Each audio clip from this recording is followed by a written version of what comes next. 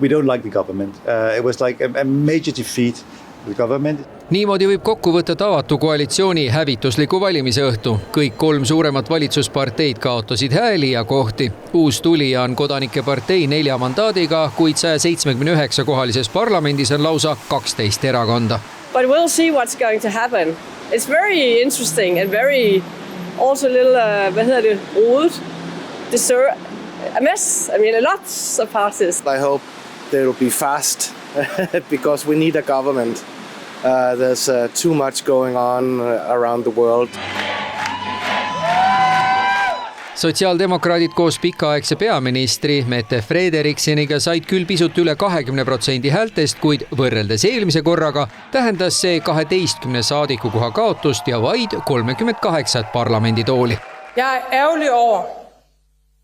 Selvfølgelig er jeg ærgerlig over, at vi ikke fik flere stemmer. Jeg havde også håbet på et bedre resultat. Men der er ikke noget i dag, der kan få mig til at blive ked af, at Socialdemokratiet igen er blevet danskernes absolut foretrukne politiske parti. Sotside tulemus on 10% punkti rohkem kui teiseks platseerunud rohelistel. Sotside juhitav Taani poliitikas tuntud punaleer sai kokku 84 mandaati. Sellest jääb valitsemiseks väheks, sest vaja olnuks vähemalt 90 mandaati. The Social Democratic Party had the worst result since 1903.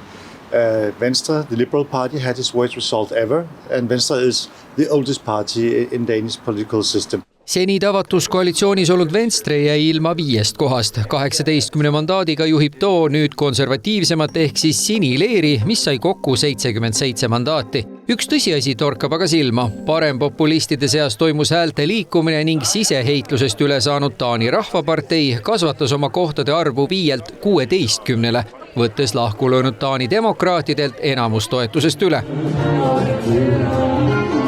Kõige rahulolevamad on aga ilmselt mõõdukad, sest nendest sõltub ikkagi, kas valitsuse maailmavaade tuleb sotsiaaldemokraatlik või konservatiivne. Det er et lille land med 6 millioner indbyggere i en verden med 8 milliarder, som er i opbrud, og der er krig i Iran, og der er krig i Ukraine, har brug for at stå sammen.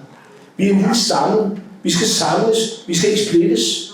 Vi skal ikke være røde. Vi skal ikke være blå. Vi skal arbejde sammen. Taani poliitikas on tavaline vähemusvalitsus, mida siis mõõdukad saaksid vajaduspõhiselt hääletamisel toetada.